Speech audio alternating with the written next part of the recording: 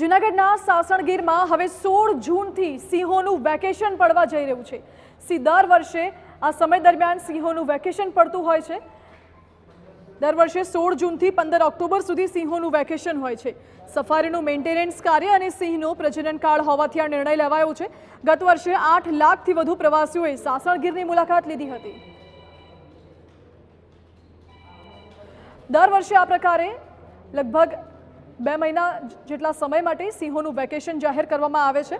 Safari પાર્કનું maintenance કાર્ય, સાફ સફાઈ અને સિંહોનો પ્રજનન કાળ હોય છે। ચોમાસાની સિઝન હોય છે એટલે આ તમામ બાબતોને ધ્યાનમાં રાખીને આ નિર્ણય લેવામાં આવ્યો છે। ગત વર્ષે 8 લાખથી વધુ પ્રવાસીઓએ સાસણગીરની મુલાકાત લીધી હતી। આ વર્ષે પણ મોટી સંખ્યામાં મુલાકાતીઓ આવ્યા હતા, પરંતુ હવે 16 જૂનથી વેકેશનની જાહેરાત કરવામાં આવી છે, એટલે 16 જૂનથી 15 ઓક્ટોબર સુધી मुलाकातियों सासणगीर में सिंह दर्शन नहीं करी सके।